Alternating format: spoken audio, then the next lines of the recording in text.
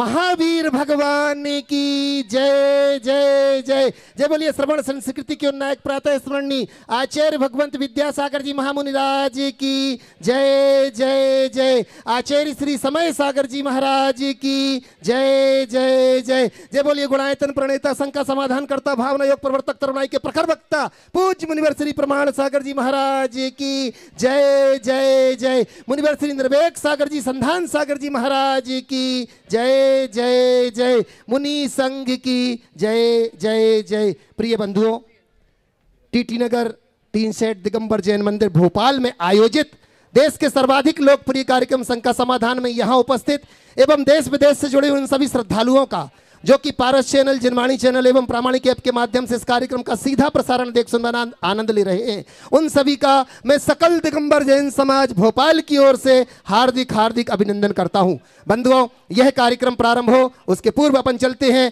मुनि संघ के चरणों में वंदन करके आशीर्वाद की मंगल भावना लेकर के। आप मेरे साथ, आप सभी शामिल हो जाएंगे और कहेंगे एक साथ, भो स्वामी नमोस्तु नमोस्तु नमोस्तु। बंधुओं, आपको विदित ही है पूज्य गुरुदेव का बिहार चल रहा है। उस बिहार की श्रृंखला में आज पूज्य गुरुदेव बिहार करके टीटी नगर दिगंबर जैन मंदिर टीन सेट महावीर जिनालय में पहुंच चुके हैं, जहां से आप यह कार्यक्रम देख रहे हैं। आगामी जो भी होगा आप तक पहुंचाया जाएगा। बंधुओं, मुझे बड़ी प्रसन्नता है, अनेक लोग गुरुदेव जहां पहुंच जाएं, किसी ने पूछा गुणायतन कहां है?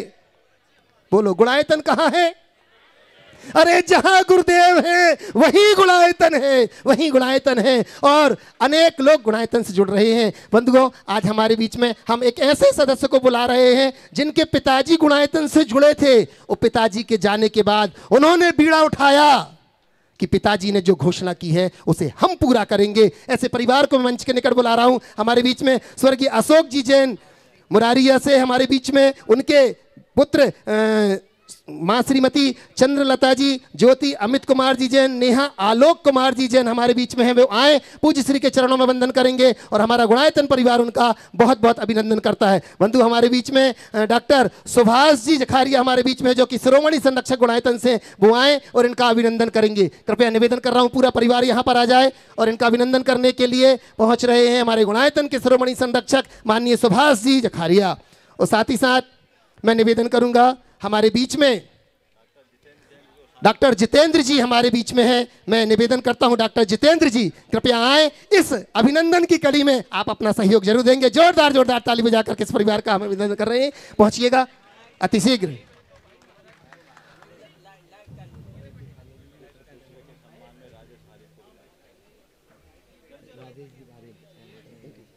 और बंधुओं, इसी के साथ मैं आवाज दे रहा हूं, हमारे बीच में श्रीमान दिनेश रेखा जी गंगवाल मुंबई से हमारे बीच में, जो कि गुणायतन के शिरोमणि संरक्षक हैं। मैं उनसे बड़े सम्मान के साथ निवेदन करूंगा मंच के निकट आए और उनका अभिनंदन करने के लिए आ रहे हैं।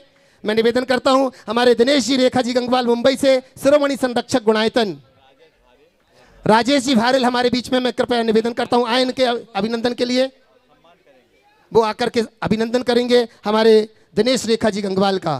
मैं निवेदन करता हूं अगर उन तक, मैं साथ ही निवेदन करता हूं गुणायतन के राष्ट्रीय प्रचार मंत्री माननीय अनुभव जी सराफ, जिन्हें सौभाग्य मिला है आज पूज्य गुरुदेव को पड़गाहन करके आहार दान देने का, वो आज इस सम्मान की श्रृंखला में अपना सहयोग देंगे।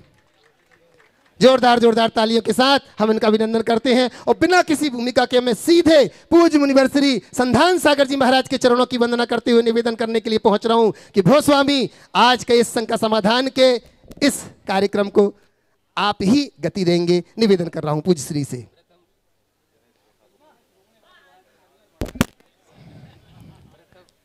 दिनेश रेखा जी आ चुके हैं। ओम ओम। बहुत बढ़िया, अभिनंदन हो रहा है, बहुत बढ़िया। ओम। सभी लोग बैठ जाएं अपने स्थान पर। आज टीटी नगर के इस विशाल प्रांगण में शंका समाधान के सत्र में प्रथम प्रश्न के लिए मैं आमंत्रित कर रहा हूं गुणायतन के शिरोमणि संरक्षक के रूप में जो जुड़े हुए हैं रवि मड़भैया जी और परिवार यहाँ पर हैं। वे आएँ और अपना प्रश्न पूज्य महाराज श्री चरणों में रखेंगे और उसके बाद में तैयार रहेंगे गुणायतन के शिरोमणि संरक्षक दिनेश जी रेखा गंगवाल, जिनका अभी आप सब स्वागत भी कर रहे थे पूज्य महाराज श्री जी के। अनन्य भट्ट ऐसे बंबई से दिनेश जी रेखा गंगवाल। महाराज जी नमोस्तु। मेरा एक सवाल है कि है ना, एक कुत्ता एक प्राणी है, जो कुत्ता एक शब्द है जो घृणा का पर्यायवाची है, वही स्वामी भक्त प्राणी समय आने पर अपने स्वामी की रक्षा अपनी जान भी दे देता है। स्वामी भक्ति की प्रशंसा होना चाहिए या इस प्राणी को घृणास्पद संबोधन, क्या कुत्ते के प्रति ऐसा व्यवहार मानवीय कृतज्ञता नहीं है? बिल्कुल, अगर देखा जाए तो कुत्ते की वफादारी का सत्कार होना चाहिए, लेकिन फिर भी कुत्ते को दुराया जाता है और निंद दृष्टि। भैया ओम ओम ओम, मेरे बाएं ओर की आवाज़ शांत करें। कार्यकर्ता मौन पूर्वक व्यवस्था बनाए। लेकिन इसके बावजूद कुत्ता को इसलिए दुराया जाता है कि कुत्ते में एक दो बड़ी कमियां हैं। पहली कमी तो ये, वो अपनी जाति से लड़ता रहता है। एक कुत्ता दूसरे कुत्ते को देखकर गुर्राता ही रहता है, अपनी जाति से लड़ता है। और दूसरा, कुत्ते को पत्थर मारो ना जी, तो मारने वाले की तरफ भागने की जगह पत्थर की तरफ भागता है जी। ये दोनों ऐसी कमियां हैं जो कुत्ते को कुत्ते ही बना के रखता है जी, शेर नहीं बनने देता जी। तो बस जिस व्यक्ति के अंदर ऐसी दुर्बलताएं होगी जी, वो समाज में सम्मानपूर्ण स्थान नहीं बना सकता। जी, जैसे कुत्ते का सम्मानपूर्ण स्थान नहीं है, जी, वैसे ही ऐसे व्यक्तियों का भी, मैं उपमा तो नहीं दूंगा जी, लेकिन सम्मानपूर्ण स्थान नहीं हो सकता ऐसा। जी, जी महाराज जी नमस्ते महाराज। हाँ। मुनि श्री ओ। प्रणाम। सागरी मुनिराज की जय हो। मुनि निर्वैक सागरी महाराज की जय हो। मुनि संदान ओ। सागरी मुनिराज की जय हो। सभी मुनि सागर की जय हो। मुनिराज, मेरा एक छोटा सा प्रश्न है। आज से 10-15 साल पहले 20 से 25 साल शादी की उम्र हुआ करती थी, वो बढ़ के अभी 25 से 30, 30 से 35 हो गई है। मैं चाहूँगा कि आप इस मन से कुछ ऐसा करें जिससे हम लोग, आपके द्वारा हमने सुना है कि देर शादी के कितने दुष्परिणाम हैं, तो मैं चाहूँगा कि आपके मुख से कुछ ऐसी देखिए, आपने बहुत ही सामयिक बात रखी। क्योंकि आजकल उच्च शिक्षा का दौर चल पड़ा, उच्च शिक्षा के बाद नौकरी करना भी ज़रूरी है। 1-2 साल लोग नौकरी करना चाहते हैं, उसके बाद लोग विवाह की बात सोचते हैं। 25 के पहले तो सोचते ही नहीं। और उसके बाद के जो कुपरिणाम सामने आ रहे हैं, उनमें 2 बातें बहुत गंभीर है। पहली तो ये कि लेट मैरिज के पीछे संतानोत्पत्ति में बहुत दिक्कतें होती हैं, डॉक्टरों के चक्कर काटने पड़ते हैं। और दूसरा, ये सब चिकित्सक भी बोलते हैं, और दूसरी बात, आपस में ईगो क्लैश ज़्यादा होता है। आज तलाक के कारणों में एक बड़ा कारण ये भी है।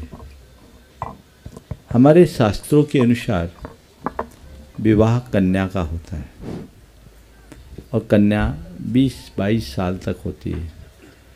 उसके बाद तो वो परिपक्व युवती बन जाती है।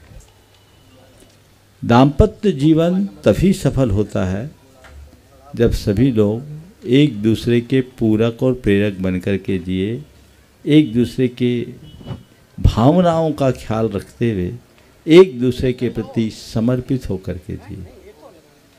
पर जब ज़्यादा पढ़ लिख जाए, अच्छा पैकेज पाने लगे और किसी पर डिपेंडेंसी ना हो, उम्र भी परिपक्व हो जाए, तो वहाँ अहंकार आ जाता है।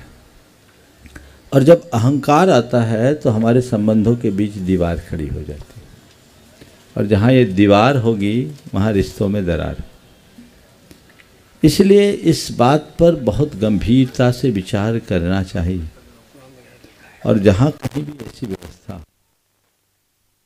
होनी चाहिए। पर हमें विवाह के बाद भी शिक्षा ग्रहण करने की अनुकूलता और अवसर प्रदान करनी चाहिए। उसमें क्या बात है? पहले पूरी पढ़ाई कर ले फिर विवाह करें, ये क्यों? कईयों को तो ये भी कठिनाई है कि लड़कियां ज़्यादा पढ़ लिख गई, इस बराबर का लड़का नहीं मिलता।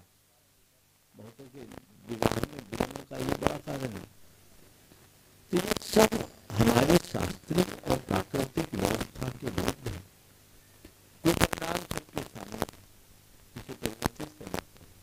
पुराने समय में बहुत से ऐसे लोग हैं जो बहुत उच्च पदों में आसीन है और विवाह की बात करें, और आपके यहाँ तो आखिरी बेंच की डॉक्टर बनना है जो हाईकोर्ट की न्यायाधीश बने, जब उनका विवाह हुआ था तो सारे लोग 10वीं पास कर गए, हाँ 11वीं, और पूरी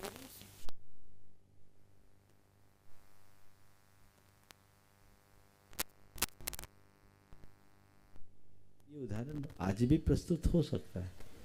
सोच बड़ी होनी चाहिए, और यदि इन बातों का अनुकरण करेंगे तो जो आजकल बहुत तरह के भटकाव हो रहे और बिखराव हो रहे, दोनों से बचा जा सकेगा। हमें इन बातों पर बहुत गंभीरता से विचार करना चाहिए, और बच्चों को ये बात अच्छे से समझाना चाहिए कि जीवन साथी का चुनाव एक साधारण निर्णय नहीं है, पूरे जीवन को निर्बाध आगे बढ़ाने का संकल्प है। उसके लिए पूरी समझ होनी चाहिए। वैसी समझ लेकर के चले और अनुभव के साथ चले तो बहुत बहुत अच्छे परिणाम आएंगे। आज सब में स्वतंत्रता की बात आ रही है, लेकिन धीरे धीरे जो परिणाम आ रहे हैं वो हम सब देख रहे हैं। माँ बाप जैसे तैसे विवाह करते हैं, और थोड़ी दिन बाद जब दोनों अलग अलग हो जाते हैं तो माँ बाप के पास अपना सिर पकड़ने के अलावा कुछ नहीं बचता, और उनका भी कैरियर चौपट हो जाता है। तो इस पर गंभीरता से विचार होना चाहिए। युवक युवतियों को ये बात अच्छे से समझाना चाहिए, और उसे तथ्यों के आधार पर समझाना चाहिए। केवल धर्म की बातें, समाज की बातें या शास्त्रीय बातें कहने से उनको समझ में नहीं आती, लेकिन जब इन बातों को हम तथ्यात्मक तरीके से बताएं तो बहुत फ़र्क पड़ता है। मुझे एक चिकित्सक ने बताया कि दुनिया में इस बात पर बहस चालू हो गई कि लेट मैरिज रुकना चाहिए। ये बहस बहुत तेज़ी से हो गई। तो ये तथ्य है, इसके पीछे वैज्ञानिक आधार है। हम लोगों को बताएं। हमारे यहाँ कहा है कि उन्मुक्त बाल भावे नवंग परिपुण्य। कन्या जैसे ही बाल भाव से मुक्त हो जाए, जिसके नवंग परिपूर्ण हो जाए, वो विवाह के योग्य हो गई। बाल विवाह का जैन धर्म में कोई स्थान नहीं, उसका निषेध है। पर उस उम्र के पड़ाव को टच करके अगर करे तो परिणाम है। एक बार इस दंपति का जोरदार अभिनंदन कर दीजिए। मुंबई में रह कर के भी बहुत सात्विकता के साथ, गुरु भक्ति के साथ अपना जीवन बिताते हैं। ओम। अब मैं आज इस सभा में कुछ अपने शासन और प्रशासन के अधिकारी यहाँ पर उपस्थित हैं, उन्हें आमंत्रित करूँगा, और यहाँ की जो कमेटी है, अमर जैन जी और कमेटी मनोज जी बांगा आदि, उनका वहीं पर दुपट्टा से स्वागत कर देंगे ताकि समय की बचत होगी। पवन Kumar ji Jain IPS retired DG, जो यहाँ पर DGP पद पे अभी जो उपस्थित है, पवन जी जैन अपना प्रश्न रखें। उसके बाद में शोभित जी जैन IAS भोपाल, वे तैयार रहेंगे। बोलिए।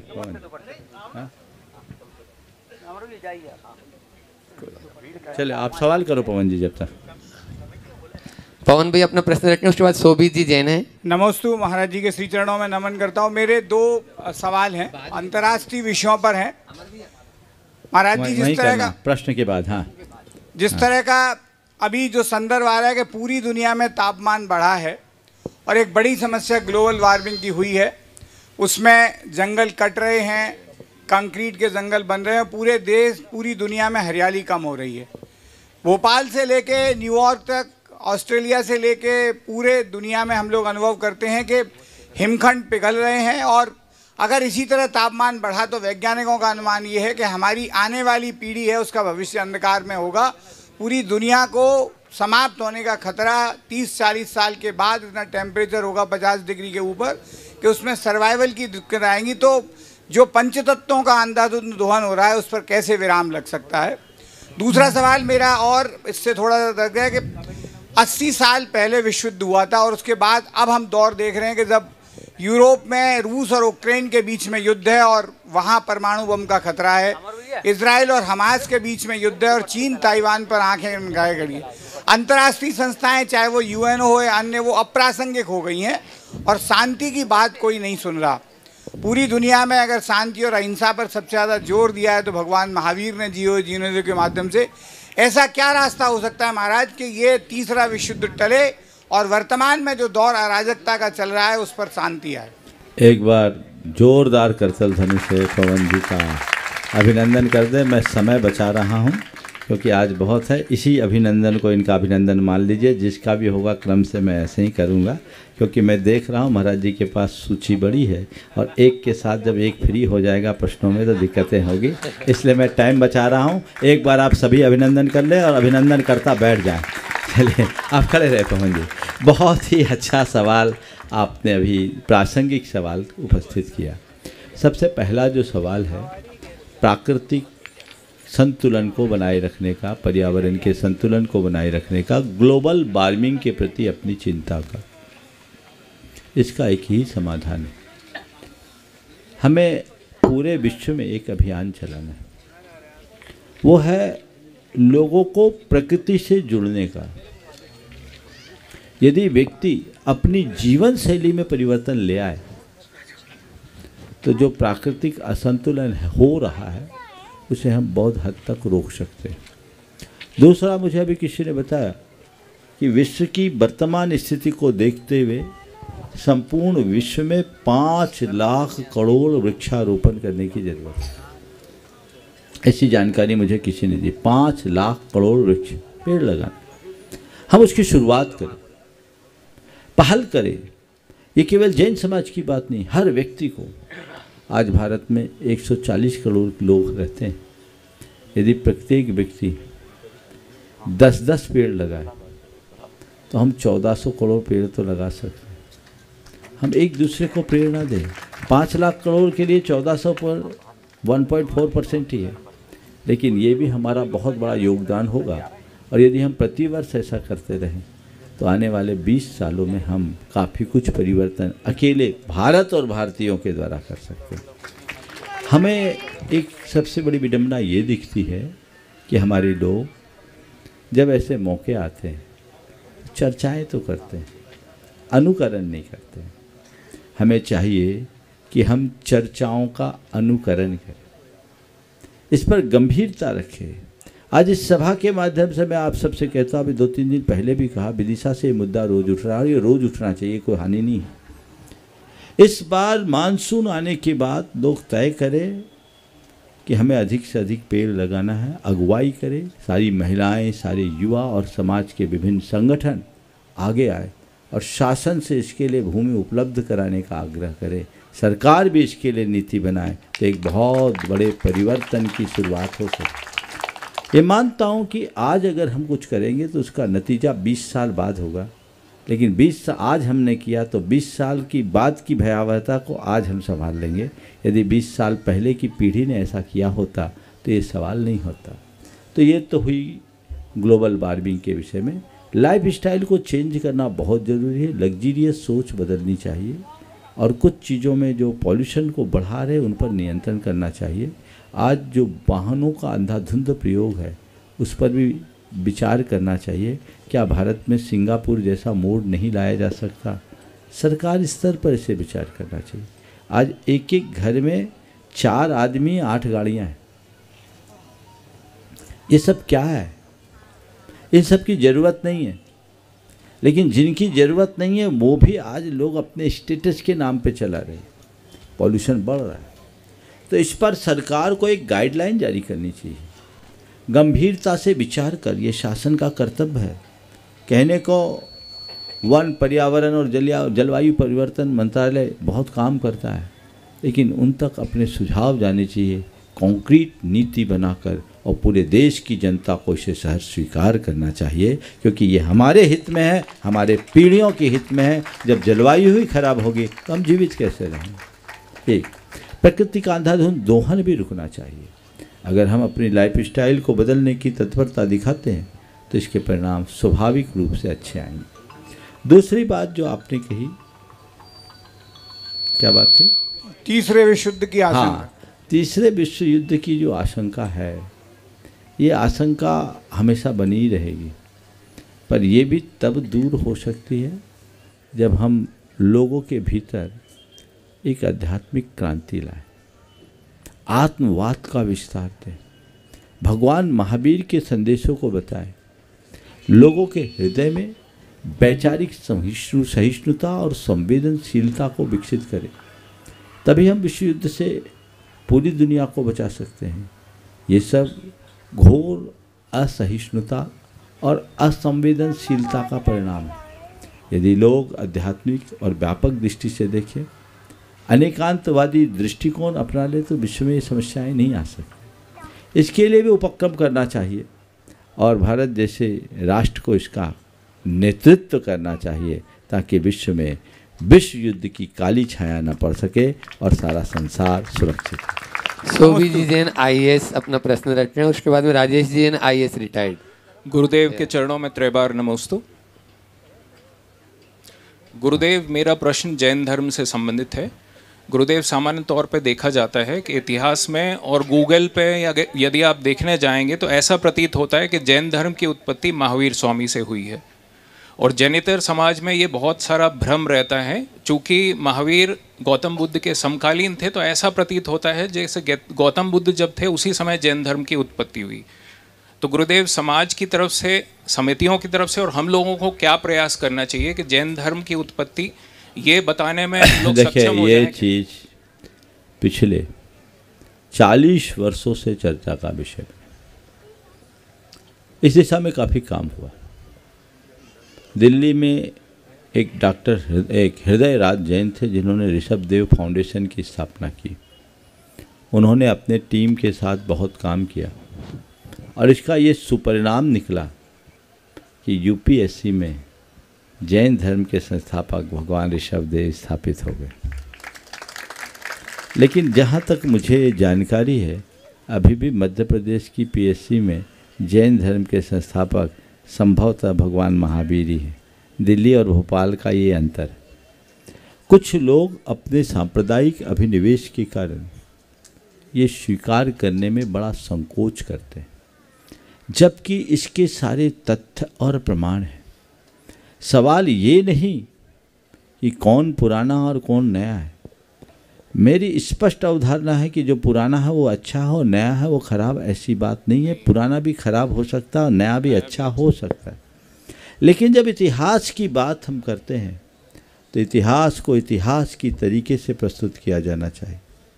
इतिहास विलोपित नहीं होना चाहिए।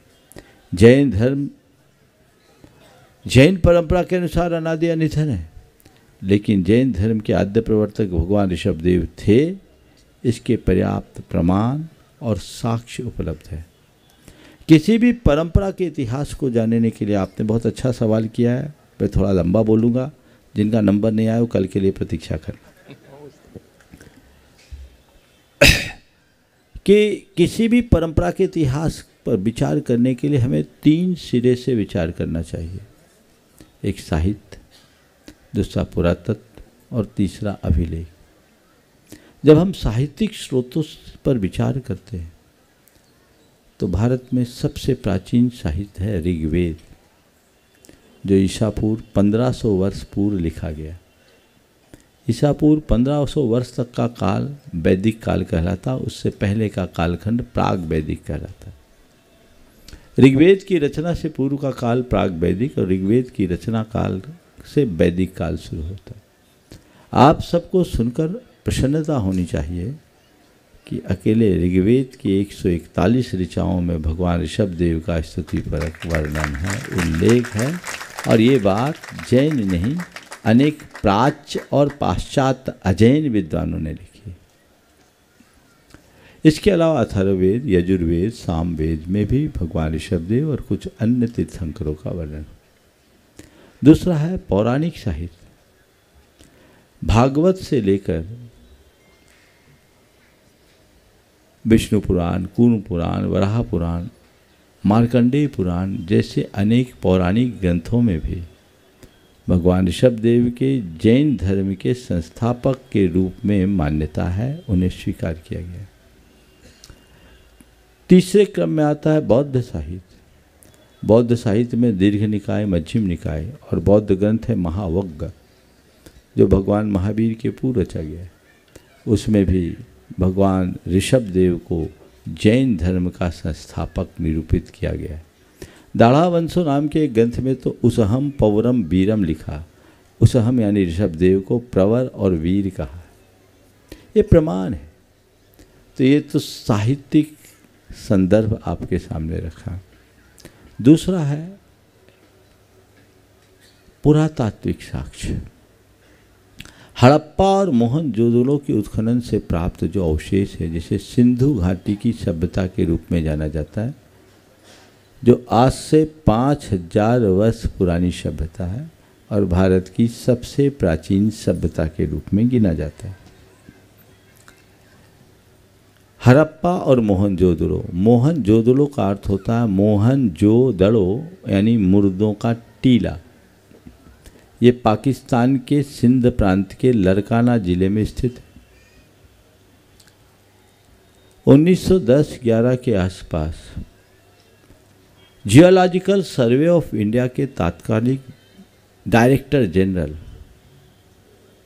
प्रोफेसर राम प्रसाद चंद्रा के निर्देशन में उसका उत्खनन हुआ। उस उत्खनन से जो अवशेष प्राप्त हुए, उनमें भगवान ऋषभदेव के अनेक साक्ष्य उपलब्ध होते हैं। उसमें अनेक मुहरें प्रकट हुई और उसमें FGH 449 उस मुहर में भगवान ऋषभदेव की कायोत्सर्ग की मुद्रा अंकित है और वहीं उनका चिन्ह बैल भी बना हुआ है और चक्रवर्ती भरत उनको प्रणाम कर रहा है।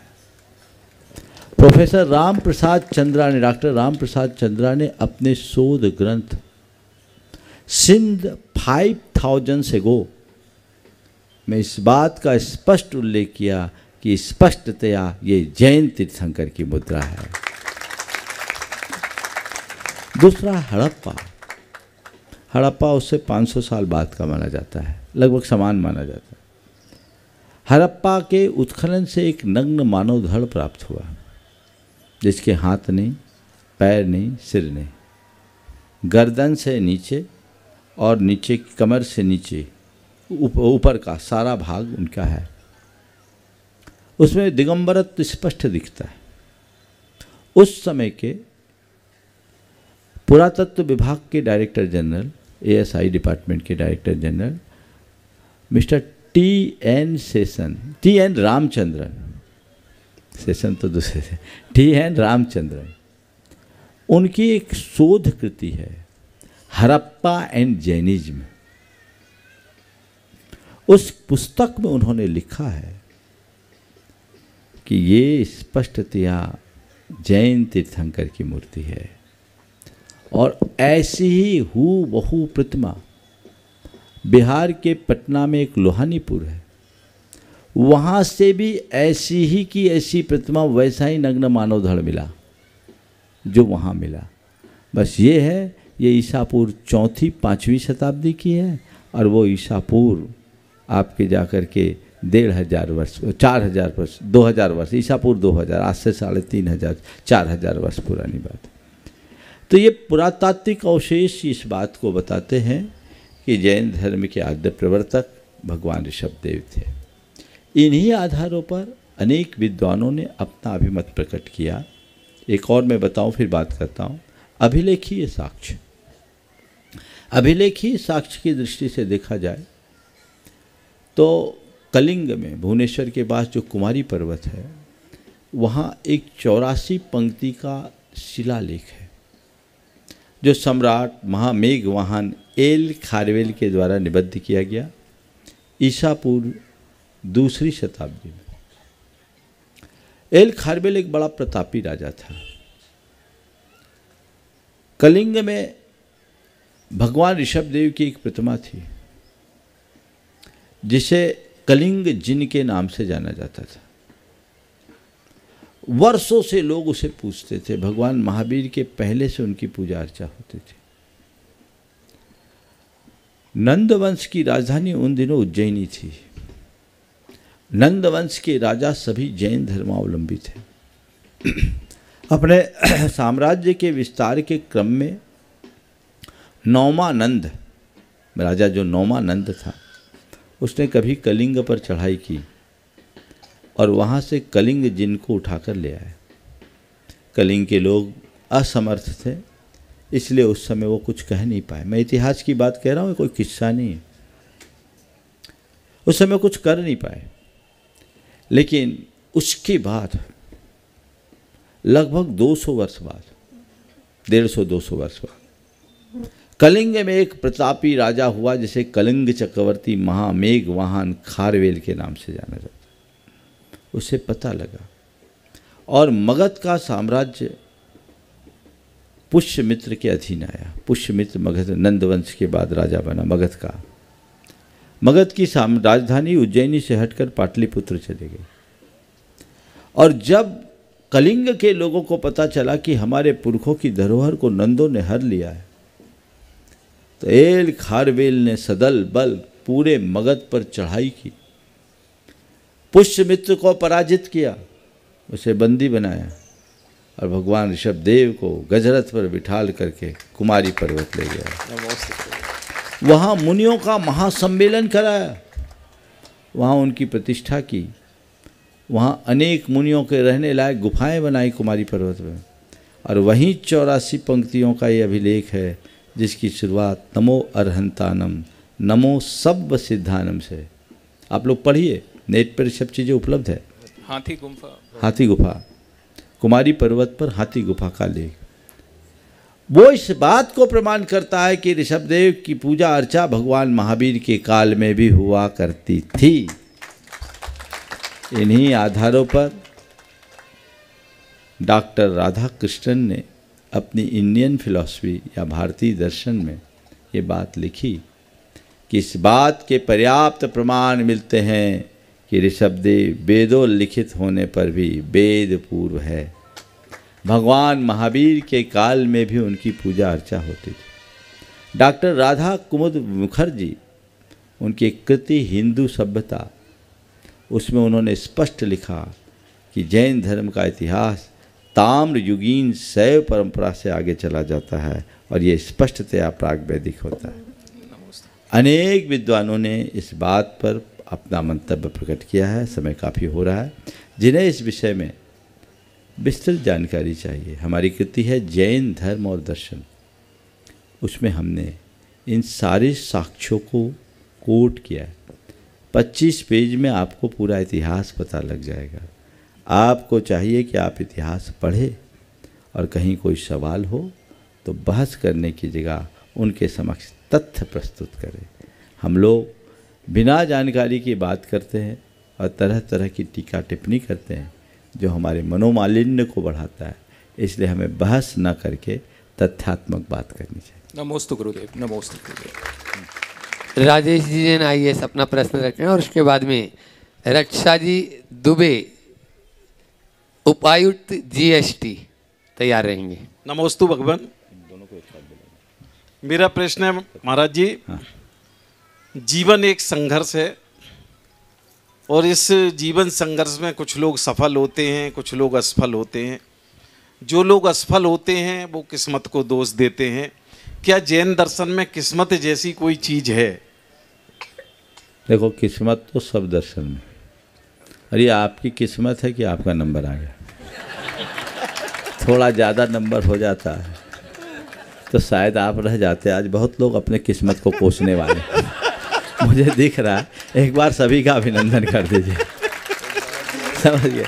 हाँ, जिनका किस्मत लग गया सो लग गया, वो रन दो जितना अभी चलेगा। अभी तो रोज़ चल रहा है, जाएंगे कहाँ ये लोग है ना। तो बात यह है, किस्मत होती है, किस्मत को नकारो मत, पर किस्मत के भरोसे मत बैठो। मेरे किस्मत में क्या लिखा है इसका मुझे पता नहीं, पर मुझे क्या करना है इसका मुझे पता होना चाहिए। जो करना है वो कर डालो। हो सकता है पर्याप्त प्रयास के बाद भी परिणाम न मिले तो उसे अपनी किस्मत मानकर स्वीकार लो। लेकिन पहले से किस्मतवादी बनकर निठल्ले मत बनो, पराक्रमी बनो, पुरुषार्थी बनो, तब आगे बढ़ पाएंगे। चलो आगे। रक्षा जी दुबे उपायुक्त जीएसटी और उनके साथ में कृपा शंकर जी चौबे सदस्य बाल किशोर न्यास बोर्ड, कहाँ है? वे अपना एक साथ आ जाए। एक बार जोरदार तालियों से इन दोनों गुरुजी प्रतिनिधियों का स्वागत कर दें। प्रणाम गुरुदेव। प्रशासनिक क्षेत्र में हूँ तो कई बार ये जानते हुए भी कि हम कुछ बुरे कर्म कर रहे हैं, बड़ी बाध्यता हो जाती है, व्यावसायिक बाध्यता होती है, जानने के बाद भी कि कुछ कर्म ऐसे हो रहे हैं जो ठीक नहीं हैं। तो एक तरह से वो भी भाव हिंसा है और वो बड़ी देर तक पीछा करती है। तो एक तो उसका उससे कम हो, वो उसका कोई उपाय हो तो, और जो हो ज़रूरी है करना उसके लिए कैसा प्रायश्चित किया बहुत जाए? बहुत गंभीर सवाल आपने किया। ये समस्या हर किसी संवेदनशील अधिकारी के मन में आती है। अच्छा है कि आपके मन में है, नहीं तो बहुत आयत लोग इन सब बातों पर विचार ही नहीं करते। मैं आपके माध्यम से आप जैसे सभी अधिकारियों को एक संदेश दूंगा कि एक बात ध्यान में रखें, कोई भी काम करें, समाज के लिए विधान है, विधान के लिए समाज नहीं। जो नियम कानून है वो समाज के लिए, समाज उनके लिए नहीं है। अगर नियम कानून को पालन करना आपका दायित्व करे, लेकिन आप इस बात को अपने विवेक के साथ जोड़कर देखें कि ये नियम किस लिए बनाए गए। समाज की व्यवस्था को सुव्यवस्थित बनाने के लिए। तो यदि हमारे नियमों के कारण अव्यवस्था बिगड़ रही है, अव्यवस्था हो रही है, तो एक कुशल प्रशासक की यही समझदारी है कि अपनी कुशलता का परिचय दे और गली निकाल कर निकल जाए। लेकिन लीगी बन जाए तो हो सकता है कई जगह उसे संवेदनहीनता का परिचय देना पड़े और कई जगह उसके ऊपर अमानवीय व्यवहार का कलंक भी लग जाए। तो हर अधिकारी के हृदय में एक आत्मा है, उसे संवेदनशील बना के रखना चाहिए। कर्तव्य निष्ठा से विमुख नहीं हो, अनाचार का समर्थन न करे, लेकिन जहाँ जरूरत पड़े वहाँ अपना काम जरूर करें। प्रणाम। कृपा शंकर जी कह रहे हैं। गुरुदेव, मेरा एक प्रश्न ये है कि इन दिनों हम देख रहे हैं समाज में विवाह के पूर्व जो फ़ोटो शूट हो रहे हैं, एक बड़ी चिंताजनक स्थिति उत्पन्न हो जा रही है और बहुत आगे तक की चीज़ें उसमें दिख रही हैं। तो ये किस प्रकार समाज में प्रभाव डाले और इससे किस प्रकार बच सकते हैं? ये बिल्कुल पश्चात सभ्यता का अंधानुकरण है। विवाह के पूर्व सब बिल्कुल नहीं होना चाहिए और इससे हमारी मर्यादाएं तार तार होती है। प्री वेडिंग शूटिंग्स होती है और महिला संगीत में बड़े बड़े स्क्रीन्स पर इनको दिखाया जाता है। समाज के बड़े बुजुर्ग वहाँ बैठे रहते हैं, परिवार के भी बड़े सदस्य रहते हैं। मर्यादाओं का खुला उल्लंघन होता है। फिर लोग कहते हैं हमारी बहू हमारी इज्जत नहीं करती। तो क्या होगा? आपने तो अपनी मर्यादा की होली खुद जलाई, इसके जिम्मेदार आप। इन सब पर रोक लगना चाहिए। आज भी ऐसे अनेक परिवार हैं जो ऐसी बातों को कोई तवज्जो नहीं देते हैं, उन्हें गौन करते हैं और जीवन आगे बढ़ता। हाँ, चलो विनोद जी जैन एमपीटी और उनके बाद में तैयार रहेंगे संदेश जी जैन एडिशनल एसपी भोपाल। विनोद जल्दी उसी के साथ खड़े हो जाओ। संदेश नहीं है। महाराज जी के चरणों में समस्त एमपीटी परिवार का नमोस्तु। महाराज जी, एक छोटी सी जिज्ञासा ये है कि हम लोगों ने अपनी सुविधा के अनुसार मोबाइल के अंदर पहले भक्तामा स्तोत्र 12 भावना आदि तो इसके अंदर डाउनलोड कर रखी थी, परंतु आज टेक्नोलॉजी में जिनवाणी माँ की भी पीडीएफ फाइल आ गई हैं और प्राय सभी लोगों ने अपनी सुविधा अनुसार जिनवाणी माँ पीडीएफ फाइल के अंतर्गत डाउनलोड कर रखी है। और चूंकि मोबाइल हमारे साथ में सदैव रहता है, अच्छी जगह बुरी जगह शुद्ध अशुद्ध सभी जगह जाना आना होता है, तो क्या इसका हमको दोष लगता है और इसके अंदर पीडीएफ फाइल में सरस्वती जिनवाणी माँ को नहीं रखना चाहिए? देखिए, आप अगर डिजिटल जिनवानी रखें तो कोई हानि नहीं, लेकिन वो जिनवानी हो मोबाइल नहीं। आपको रखना है तो 2 गजेट रखें। आप मोबाइल से बात करते मुंह में लगा के करते, क्या आप जिनवानी को मुंह में लगाओगे? मोबाइल रखते हैं अपने पीछे की जेब में रखते हैं, क्या रखोगे? मोबाइल जिनवानी को रखोगे? मोबाइल आप टॉयलेट में ले जाते हैं, क्या जिनवानी को टॉयलेट में ले जाएंगे? ये जिनवानी का एक नया फॉर्म है। पहले ताड़पत्रों में होता, ताम्रपत्रों में होता, ताड़पत्रों में होता, फिर कागज़ के हस्तलिखित हुए, फिर मुद्रित भी हुए तो अलग तरीके से छापे गए, और उसके बाद अब डिजिटल फॉर्म में आ गया। उसे एक्सेप्ट कीजिए, लेकिन जिनवानी मान कर कीजिए। एक एक एक्स्ट्रा रखिए ना, ऐसे भी 2 मोबाइल तो तुम लोग रखते ही हो, एक रखो इसके लिए, और उसका प्रयोग केवल शुद्धि के साथ करो। अन्यथा जितना पुण्य कमाओगे उससे ज़्यादा पाप होगा जिनवानी की असाधना का, और जो जिनवानी की असाधना करेगा वो घोर अज्ञानी बनेगा। इसलिए इस पर विचार करना चाहिए। नमस्ते। हाँ, विद्या प्रमाण सर्व मंगल भोजन समिति, कल जैसा संकट समाधान में बताया था, समय कम होने से इनका प्रश्न कर लिया। अरविंद, हम लोग हाँ बोल क्या, पूरे लोग एक साथ खड़े हो जाएं और एक जना प्रश्न कर ले उसमें से। विद्या प्रमाण भोजन सर्वमंगल समिति की तरफ से नमोस्तु वंदन। कल गुरुवार क्या हुआ कि हम लोगों ने मंच पर अपने विद्या प्रमाण सर्वमंगल भोजन समिति का लोकार्पण किया। गुरुदेव विगत 3-4 सालों से हम ये भोजन की व्यवस्था संभाले हुए हैं, मगर क्या होता है परंपरागत हम गुरुवार देखते हैं कि हम काम तो अच्छा करने जा रहे हैं, मगर वहाँ पर निराश्रित और आश्रयहीन लोग आते हैं। वो कभी कभी मन बड़ा विदुषी होता है, वो लोग कुछ ऐसे क्वेश्चन करते हैं जैसे हम लोग कभी लाइन में लगवाते हैं, कभी हम व्यवस्थाओं को व्यवस्थित करते हैं तो हमारे मन में ऐसे क्रोध भाव आ जाते हैं, क्योंकि वो कुछ ऐसा कहते हैं, मन बहुत संभालते हैं उस समय हमारा श्री। देखो मैं एक किस्सा सुनाता हूँ, किस्सा नहीं प्रसंग। मध्य प्रदेश में विदिशा आपके बाजू में, वहाँ बहुत गर्मी पड़ती है, और वहाँ के कुछ समाज सेवक स्टेशन में हर ट्रेन में पानी पिलाते, हर, अब तो पिलाते नहीं पिलाते, मैं अभी भी चलता।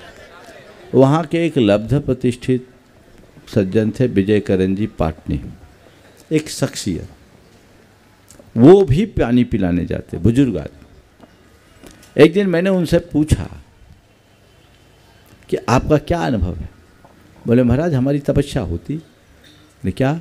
बोले महाराज हम लोग पानी पिलाने जाते हैं ना, तो हम लोगों को भी नौकर ही मान लेते हो, ऐ ठंडा ला और ला। और बोले महाराज जी जब वो लोग ऐसा बोलते हैं ना तो हमको लगता है हम तप कर रहे हैं, सेवा नहीं। बस उसी आदर्श को अपनाओ, क्षुब्ध मत हो, वो बोलेंगे तुम सुन लो, ये तुम्हारी तपस्या बनेगी, इसी में कर्मों की निद्रा। जी गुरु जी नमस्ते। आगे। हाँ, इंजीनियर महेंद्र जी जैन भोपाल गुणायतन के ट्रस्टी हैं, और उसके बाद में तैयार रहेंगे अनूप जी जैन IRS। कौन है इंजीनियर महेंद्र? दो उधर, दो पीछे दो। हाँ अनूप जल्दी करो। अनूप भैया उपस्थित है। अरविंद ऊपर। नमस्ते महाराज जी। महाराज जी एक शंका थी मन में कि हम किसी संस्था से या किसी जिनालय आदि से ट्रस्टी के रूप में जुड़ते हैं।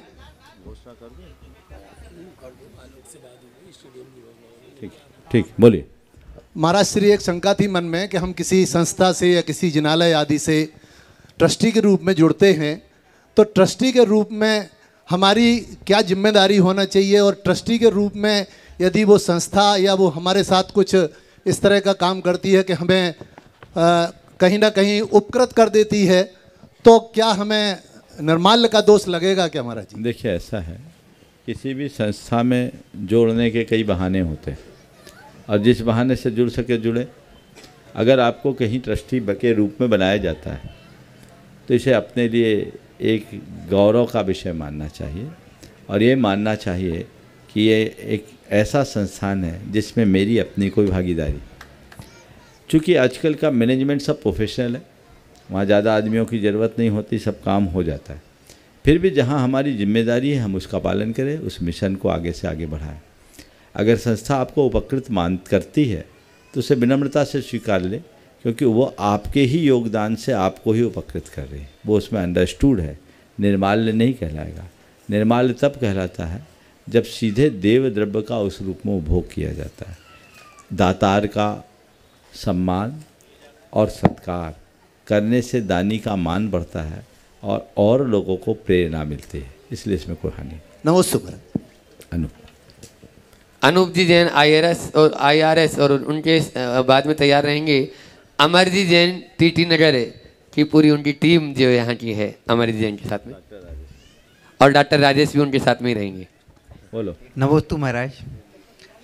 महाराज जी, मेरा प्रश्न है, हमारा जैन समाज बहुत पढ़ा लिखा और धनाढ़ समाज माना जाता है, पर महाराज जी और हम बहुत सारी चीज़ों की क्रियाओं में ध्यान रखने का चाहते हैं, लेकिन जैसे ही हम बड़े उच्च पदों पर जाते हैं या व्यापार में आगे बढ़ते हैं तो हमें कई शहरों में जाना होता है महाराज जी। तो हर जगह जाके हम जब निवास करते हैं महाराज जी तो हम लोगों की भी आदतें बिगड़ जाती हैं और ऐसा बहुत बार संभव नहीं होता कि हम छोटी जगह पर रुक पाएँ। तो हमने महाराज जी ये अनुभव किया है कि हमारी दिगंबर परंपरा जो हमारी धारा है उसमें बहुत अच्छे अतिथि गृह हमारे नहीं हैं महाराज जी, और हमारे समाज में इतने बड़े निर्माण हो रहे हैं अरबों खरबों रुपए के, तो महाराज जी समाज इस दिशा में क्यों कार्य नहीं कर रहा है बिल्कुल, कि हमको बिल्कुल मांसाहारी भोजनालय वाले होटलों में ना रुकना पड़े। बहुत सुंदर बात आपने प्रस्तुत की है और इसकी पहल तो होनी ही चाहिए, और भोपाल में भी कुछ तो हुई है लेकिन वो पर्याप्त नहीं है। इसे बहुत गंभीरता से लेना चाहिए, ये समाज की आवश्यकता है ना। इस पर विचार करके, चूँकि अभी मैं देख रहा हूँ कि सबके सामने इतने बड़े बड़े होमवर्क है, उसी के दबाव में है, तो मैं पहले तो ये कहूँगा कि सबसे पहला लक्ष्य है, यहाँ बैठा हूँ तो जितने लोग TT नगर के मंदिर से जुड़े हैं, पहला काम तो ये करो कि TT नगर का ये मंदिर शीघ्रातिशीघ्र पूरा हो, अधूरा ना हो, समय रहते पूरा हो। जिन दातारों ने अपनी दान राशियाँ पहले बोली है वो अपनी राशि जल्दी जमा करे, और जितनी शेष राशियाँ हैं वो भी जल्दी पूरी करे, और ये लक्ष्य बनाएं कि नवंबर तक पंचकलानक हो जाए। ये आपको करना होगा और उसके लिए सबको जुटना होगा। मंदिर बनाने का सहयोग बना है, मैं जानता हूँ कि TT नगर में ऐसे ऐसे लोग हैं जो अकेले पूरा मंदिर बनाने में सक्षम हैं, बस आपको अपना हृदय खोलने की ज़रूरत है, ये कार्य करें। और एक मैं पूरे आवाम से कहना चाहूँगा, अभी एक लक्ष्य रखिए, भोपाल वालों की जिम्मेदारी है कि गुरुदेव ने जो आपको दिया है उसके उपकार को आप तभी चुका सकेंगे जब उनके द्वारा छेड़े गए अधूरे काम को आप पूरा करो। और ये पूरा तभी होगा जब आप उदारता से आगे आएंगे, अपनी उदारता का परिचय देंगे। तो सभी लोग अपनी उदारता का परिचय दें, और उदारता का परिचय देते हुए मैंने पहले दिन कहा था आपको कुछ नहीं करना, एक छोटा सा संकल्प लेना है कि हबीबगंज के जिनालय के कलशारोहण होने तक अपनी आमदनी का 5% हबीबगंज मंदिर के लिए समर्पित करना है। मैंने कल भी संकल्पित कराया था, मैं देखना चाहता हूँ आज कितने लोग हैं जो इसके लिए संकल्पित होना चाहते हैं। थोड़ा हाथ उठा लीजिए, हाथ उठाए कि अपनी आय का देखो कम से कम 10% दान देना चाहिए, 5% जमाने में करो, 5% हबीबगंज में, 2 साल भर में मंदिर बन जाएगा। काम क्या है, दिखाइए, उठाइए थोड़ा सा हाथ। इतना संकोच, इतना भी आप योगदान नहीं दे सकते। जिंदगी भर लिया तुमने और देने की बारी आई तो इतना संकोच। हाँ, मैं अपनी समाज से निवेदन करूंगा कि सब लोग हाथ उठा के और निश्चित तौर से मैं संशोधन करता हूँ। मैं समझ रहा हूँ TT नगर वालों की पहली प्राथमिकता यहाँ की है, तो पहले TT नगर के लिए हम तन मन धन से संकल्पित रहेंगे। कितने लोग हाथ उठा रहे, उठाइए। उसमें भी तो पूरे उठा दो, हाथ बांध के काहे रखे हो। बहुत सुंदर, तो ये करिए, और इसके साथ साथ हबीबगंज को भी प्राथमिकता दीजिए, और उसे पूर्ण करने के बाद अन्य योजनाओं को आगे बढ़ाइए। बंधुओं, आने वाले 21 तारीख को अंतर्राष्ट्रीय योग दिवस, विश्व योग दिवस। बहुत सारे लोग मुझसे कह रहे थे महाराज भावना योग होना चाहिए, भावना योग होना चाहिए, और हमने भी सोचा चलो भोपाल में ये प्रवास है तो भावना योग हो जाएगा। और मैंने इन लोगों से कहा कि कोई ऐसा स्थान बताओ जहाँ उस स्तर से भावना योग संपन्न हो सके। तो ये मुझे आज बहुत प्रसन्नता हो रही है कहने में कि ये भावना योग के लिए आपके TT नगर का स्टेडियम उपलब्ध हो गया। इस स्टेडियम की उपलब्धता में आपके नवनिर्वाचित सांसद और स्थानीय मंत्री विश्वास सारंग जी और सांसद आलोक शर्मा जी का अच्छा योगदान है। एक बार उनके लिए भी आप लोग अभिनंदन कीजिए। और आने वाले 21 तारीख को प्रातः 6 बजे से यहाँ भावना योग होगा, और ये काम आपको करना है, जितने लोग यहाँ उपस्थित हैं।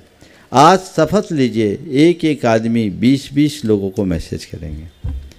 हम लोग 20-20 लोगों को मैसेज करेंगे कि सब काम छोड़कर 21 तारीख को सुबह 6 बजे स्टेडियम के प्रांगण में पहुंचना है। आज से सभी लोग, चूँकि अब समय नहीं है, आज तो 15 तारीख बीत गया, 16 से 20 4 ही दिन है तुम्हारे हाथ में, 5 दिन। हाँ, कोई चिंता नहीं करो, दिल में जगह सब बना देंगे। आप अपना काम कीजिए, अभियान छेड़िए, और केवल जैन नहीं, अजैन मित्रों को भी लाइए। आप लोग आए दिन देखते हैं कितने लोग लाभान्वित हुए। आज ही मेरे पास 3 महिलाएं और 1 पुरुष आए जो कैंसर से पीड़ित, और उन्होंने कहा कि हमें भावना योग से बहुत लाभ मिला है, हम स्वस्थ हैं। अगर सब हाँ, ये हैं, इनकी बहन जी थी। हाँ, इनकी बहन जी अभी सभा में भी होंगे, आने वाले दिनों में उनको अवसर मिलेगा। तो ये चीज़ें हैं, ये काम हमें करना है, इसे अच्छे से फैलाना है। पिछले प्रवास में भी भावना योग का अच्छे से प्रवर्तन हुआ था, अब वो साकेत नगर में, पर ये सौभाग्य आप लोगों को मिला है कि टीटी नगर के इस स्टेडियम में पहली बार इस तरह का कार्यक्रम संपन्न होगा। और जब मुझे जगह दिखाई गई तो मुझे लगा इस जगह को आंख मूंद करके स्वीकार कर लेना चाहिए। हाँ, और हमको दूसरा स्थान भी दिखाया गया, मिंटो हॉल, जो पुरानी विधानसभा में देख के आया। अच्छी जगह है, बहुत खूबसूरत जगह है, लेकिन मुझे लगा वो छोटा है। स्टेडियम है, उसका आनंद है। तो बस अब आप लोगों को आज से ही अपने विभिन्न माध्यमों से मैसेजेस शुरू करना है कि भावना योग, अभिनव प्रयोग और 21 तारीख विश्व योग दिवस, सबको पहुंचना है। अपने अपने तरीके से ये आप सूचनाएं दें, और उन व्यक्तियों को भी दें जो आपके मित्र हैं, परिचित हैं, चाहे वो आपके प्रतिष्ठान से जुड़े हैं, चाहे अन्य रूप से आपसे जुड़े हैं, आपके अड़ोस पड़ोस के लोग हैं। आप ये प्रयास कीजिए, निश्चित ये एक अच्छी प्रभावना का कारण होगा, और लोग एक जनोपयोगी साधना से परिचित होकर अपने जीवन को लाभान्वित करेंगे। अमर ठाकुर जी के चरणों में, सत्संग चरणों में त्रिवार नमोस्तु। भगवान, हम और हमारी कमेटी आज अपना सौभाग्य मानती है कि आज आपके चरण हमारी व्यवस्थाओं के लिए, संयोजन के लिए आपका पधारना हुआ। निश्चित तौर से सौभाग्य की बात है। एक बहुत छोटा सा प्रश्न है, बहुत से लोगों ने पूछा होगा, हमने, मेरे मन में भी बहुत समय से विचार है कि जैसे आज विधान में हम लोग खड़े होते हैं, हाँ बोलो। विधान में हम लोग खड़े होते हैं तो जेंट्स तो धोती दुपट्टे पहन के खड़े होते हैं और उनको अर्घ्य चढ़ाने का सौभाग्य मिलता है। महिलाएं सामान्य तो साड़ी पहन के आती हैं, हमने, वो शुद्ध है अशुद्ध है मुझे नहीं मालूम, लेकिन उनको अर्घ्य चढ़ाने का सौभाग्य मिलता है। ऐसा है कि पुरुषों की शुद्धि और महिलाओं की शुद्धि भिन्न भिन्न प्रकार से होती है। व्यवस्था के अनुरूप काम करना होता है। आपको अभिषेक करना है, आप सिर से नहाते, उनकी क्रियाएं अलग है, वो ऐसे करते हैं, इसलिए ज़्यादा दिमाग मत लगाओ। अभिषेक तक की व्यवस्था अलग है और पूजा की व्यवस्था अलग है। दिमाग वहीं लगाओ जहाँ चले, नहीं तो परेशानी में फंस जाओगे। और बहुत सारी चीज़ें हैं जो इम्प्रैक्टिकल है। अभी पुरुषों के लिए तो ठिकाना नहीं है मंदिरों में, इनकी कहाँ व्यवस्था करोगे। इसलिए जम सक्कम तम की रही, जो शक है वही करना चाहिए। हालांकि मैं महिलाओं को शिथिलता की अनुमति नहीं दे रहा हूँ, उन्हें यथासंभव अपनी शुद्धि का पूर्ण पालन करना चाहिए। और बहुत सारी महिलाएं करती भी है, बहुसंख्यक महिलाएं करते रहना चाहिए। चलिए, छोटी सी बात बोलना था। अनूप जी ने जो प्रश्न किया है, बहुत समय से अनूप जी का प्रयास है, हमसे बोला है उन्होंने, लेकिन हमारे सामने चूंकि लक्ष्य आपके आशीर्वाद से बड़ा था, इसलिए वो पूरा नहीं कर पाए। हम नहीं, आप ये लक्ष्य बना, वो भी पूरा करेंगे और उसमें अनूप आगे आएंगे, चिंता करने की ज़रूरत नहीं है। ये बिल्कुल है, कल बैठ के इस पर भी बात करेंगे। उसकी भी रिक्वायरमेंट तो है ही, और आपके पास व्यवस्थाएँ भी हैं। ठीक है, सोचने के बाद काम होता है। मैंने पंचायत से भी बहुत सारी बातें की है और वो लोग करना शुरू भी कर दिए हैं, तैयारी भी है। मैंने कहा तुम सोचो ये होगा तब फिर करेंगे, ये होगा तब करेंगे, लड़के की शादी हो जाए तब घर बनाएंगे। 20 साल लड़के की शादी नहीं हो तो बिना घर के रहोगे क्या? घर बनाओ तब लड़के की शादी होगी। आजकल तो ऐसी कोई लड़की नहीं देता है ना। तो ये चीज़ें हैं, इसलिए चीज़ें जो हो जाए सो हो जाए वाली बात होनी चाहिए। चलिए महाराज श्री हमारे बीच में गुणायतन परिवार से ही श्रीमती रश्मि जी जैन और संतोष जी जैन है, आपका विशेष आशीर्वाद उन्हें जरूर मिलना चाहिए जो गुणायतन परिवार के ही हैं। मैं चाहूंगा कि एक बार जोरदार ताली बजा करके इन दोनों का अपन अभिनंदन करें। आए और महाराज श्री से आशीष पा रहे हैं रश्मि जैन और संतोष जी जैन। चलिए और अगला प्रश्न कर रहे हैं नितिन नान गांवकर। महर्षि नमोस्तु नमोस्तु नमोस्तु। मेरा प्रश्न ये महर्षि कि यहाँ पर क्रिश्चियंस आए, उनके पास में कुछ भी नहीं था जब आए, तो उन्होंने पहले व्यापार में प्रवेश किया और उसके पश्चात शिक्षा और स्वास्थ्य 2 क्षेत्र चुने और उसके माध्यम से पूरे देश में छा गए वो लोग, वो पूरे विश्व में छा गए। तो हमारे यहाँ पर दिगंबर जैन परंपरा में भी जो है विभिन्न धार्मिक कार्यक्रम होते, मेरे ख्याल से 1000 करोड़ से ज़्यादा खर्चा होता होगा। अगर 1% राशि भी जो है ऐसी संस्थाओं को मिले जो बच्चों को पढ़ाने का काम कर रही है, तो उसमें हमारे हज़ारों सैकड़ों बच्चे जो है वो बहुत अच्छी शिक्षा प्राप्त कर सकेंगे। साथ में मैं यहाँ पर बता दूँ आचार्य श्री विद्यासागर संस्थान की ओर से जो हम करवा रहे हैं JEE और नीट के कार्यक्रम, उसमें जो बच्चे हमारे हॉस्टल में रह रहे हैं AVM स्कूल के, उसमें वो लोग भावना योग करते हैं महर्षि, और मंदिर भी डेली जाते हैं। तो संस्कार के साथ में शिक्षा का ये हो। आपका सुझाव अनुकरणीय है, ये पहल होनी चाहिए। हमारी समाज में पहले ये परंपरा थी, हर गांव शहर में जहाँ 150 जैन परिवार रहते थे वहाँ अपना एक स्कूल था जैनों का और एक औषधालय था, बहुत अच्छे से चलता था और बड़ा प्रतिष्ठापूर्ण विद्यालय माना जाता था। कल आपके सांसद ने कहा मैं जैन स्कूल का विद्यार्थी, मैं भी जैन स्कूल का प्रोडक्ट हूँ, मैं जैन स्कूल में ही पढ़ा। और उस ज़माने में यहाँ के जैन स्कूल का नहीं, हाँ मैं तुमको हुकुमचंद जी कह रहे क्या हो गया महाराज यहाँ कहाँ से आ गए, अपना नाता जल्दी जोड़ लेते हैं लोग। लेकिन उस ज़माने में जैन स्कूल इतना प्रतिष्ठापूर्ण संस्थान माना जाता था कि लोग पैरवी करके स्कूल में भर्ती होते थे। 80 के दशक के बाद से एक बदलाव चालू हुआ, अंग्रेजी माध्यम और CBSE के पाठ्यक्रम का चलन बढ़ गया। हमारी संस्थाओं ने समयानुरूप परिवर्तन नहीं किया, नतीजा हम पिछड़ते गए, आउटडेट हो गए और आज कॉन्वेंट्स प्रणाली को बढ़ावा मिल गया, हमारे विश्वविद्यालय खाली। और ये केवल जैनों के साथ नहीं बल्कि अनेक शासकीय विद्यालय जिनमें कभी 2-2 हज़ार विद्यार्थी रहते थे अब 50 विद्यार्थी नहीं मिलते। तो हमें समय के अनुसार अपडेट होना चाहिए। अगर समय के अनुसार हम अपडेट नहीं होंगे तो हमारा वही हाल होगा जो फिल्म बनाती थी ना, क्या नाम था उस कंपनी का, कोडेक कंपनी एक टाइम में दुनिया की नामी कंपनी थी। डिजिटलाइजेशन के समय उनने अपने में कोई परिवर्तन नहीं किया, कोडेक कंपनी का 12 बज गया।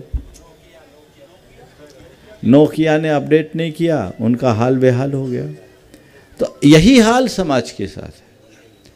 चूँकि आज के समय में एजुकेशन एक इंडस्ट्री बन गई, बहुत कठिनाई है इसके संचालन में, इसे बढ़ावा देना चाहिए।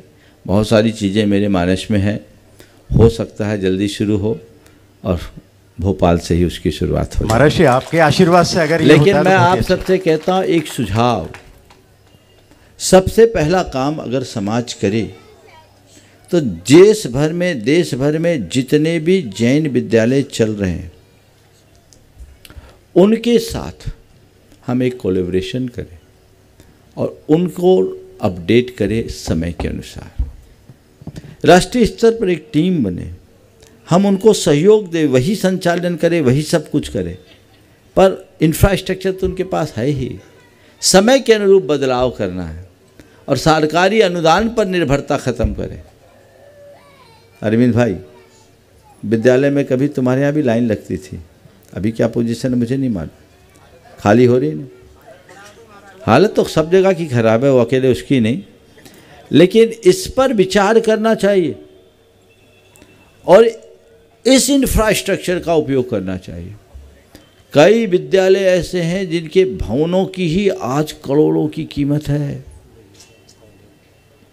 यदि हम उनका ही सही उपयोग करें और बड़ी सोच लेकर चले जो जो संस्थानों का संचालन कर रहे हैं उसके पदाधिकारी है, थोड़ा लंबी लाइन करने की बात सोच ले तो समाज में एक बहुत बड़ी क्रांति खड़ी हो सकती है। थोड़े इन्वेस्टमेंट में बहुत बड़ा फल मिल सकता है। ये प्रयास करना चाहिए और इसके लिए एक पहल करनी चाहिए। अभी अभी मेरे मन में विचार आ रहा है आपको उत्तर देते देते कि देश भर के सारे शिक्षण संस्थानों का सर्वेक्षण होना चाहिए, कितने जैन शिक्षण संस्थान, और उनको एक बार बुलाकर उनका सम्मेलन करना चाहिए, उनके प्रतिनिधियों का, और उनके मध्य इस विषय को रखकर व्यापक विचार मंथन करना चाहिए और कोई ठोस निर्णय लेकर नई शुरुआत करनी चाहिए। तो बहुत अच्छा है, अगर ऐसा हुआ तो एक बहुत बड़ी उपलब्धि होगी। हम लोग इसके लिए प्रयास करें। अब मेरे मानस में आ गया, जब निमित्त आएगा तो जल्द जरूर साकार होगा। इसकी प्रक्रिया शुरू करें और इस अभियान में जो हिस्सा बनना चाहते हैं वे मुझसे संपर्क करें कि हम इसे आगे बढ़ाएंगे। हम लोगों के पास बातें करने वाले बहुत लोग आते हैं, हम देखते हैं, हम लोगों का समय भी बहुत ले लेते हैं, लेकिन जब काम करने की बातें आती हैं, नितिन तो उसमें शायद शामिल नहीं है, लेकिन बाकी लोगों की बात कह रहा हूँ, लेकिन और जब काम करने की बातें आती है तो सब किनारा काट जाते हैं। नहीं, सवाल बातों का नहीं है, सवाल काम करने का है। हम काम करें, काम के क्षेत्र में आगे आए, तब हमें अच्छा परिणाम होगा। समय आप सबका हो रहा है। आज टीटी नगर के इस प्रांगण में एक लंबे अंतराल के बाद यहाँ आने का योग बना और आज का शंका समाधान तो आपको मिला ही। कल प्रातः काल का प्रवचन भी इसी स्थान पर होगा और कल के शंका समाधान का कल आपके बीच कहा गया था कि रविंद्र भवन में होगा, लेकिन कुछ क्यों मनोज हो जाएगा कि चेंज करना है? रविंद्र भवन में कल होगा कि यहीं करना है? फिर कैंसिल करो, दुविधा है तो फिर आगे देखेंगे। कल कुछ असुविधा है, इसलिए कल का शंका समाधान आपको ही मिलेगा। और आगे का कार्यक्रम कब होगा, क्योंकि 21 तारीख आपके यहाँ होना है तो बता दिया जाएगा। और इस बीच आपकी 9 वेदियों का शिलान्यास होना है। अभी मुझे बताया गया कि कुछ भगवान अभी बाकी हैं और वेदियाँ तो एक भी आरक्षित नहीं हुई, चाहे वो मूल नायक की हो चाहे अन्य वेदियाँ। टीटी नगर का मंदिर बन रहा है, सैकड़ों साल तक रहेगा। ऐसे जिनालय में जिन्हें अपना योगदान देना, उत्कृष्टतम योगदान दे, और जिन्हें वेदी मूर्ति में किसी भी रूप में अपना योगदान देना है, आप कमेटी से संपर्क करें और कमेटी से संपर्क करके ये सुनिश्चित करें। हो सकता है 1-2 दिन की सूचना में आपसे उसका शिलान्यास कराया जाए, और मैं तो यही भाव रखूँगा कि जल्दी शिलान्यास हो, कमेटी तत्परता से काम करे और शीघ्र इस जिनालय का भव्य स्वरूप तैयार हो और आप उत्साह, उमंग और उल्लास के साथ भरकर इसका पंच कल्याणक संपन्न करें। आज बहुत सारे प्रशासनिक अधिकारी यहाँ आए हैं और ये टीटी नगर तो प्रशासनिक अधिकारियों का ही नगर है।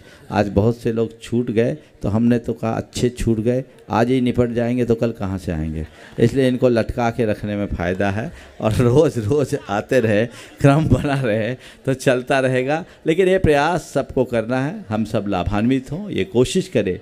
मैं चाहूँगा आप लोग तो कहीं पर भी आकर के लाभान्वित होते। पवन जी ने पिछली बार भी बहुत अच्छी पहल की थी, इस बार भी कर रहे हैं।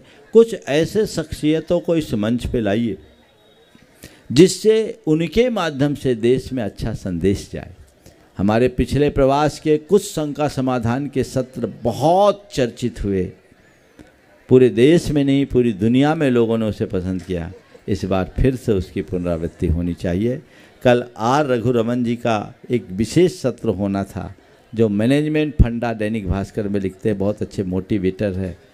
उनका कार्यक्रम था, उनकी स्वीकृति भी थी, लेकिन वेन्यू सुनिश्चित नहीं होने के कारण उस कार्यक्रम को टाल रहे। बहुत जल्दी उसकी भी सूचना आपको मिलेगी और यदि कुछ हुआ तो कल सुबह आपको और परिवर्तन कर दिया जाएगा। लेकिन अब तक की सूचना के अनुसार कल का प्रवचन और शंका समाधान कल का रविवार टीटी नगर के नाम पर होगा।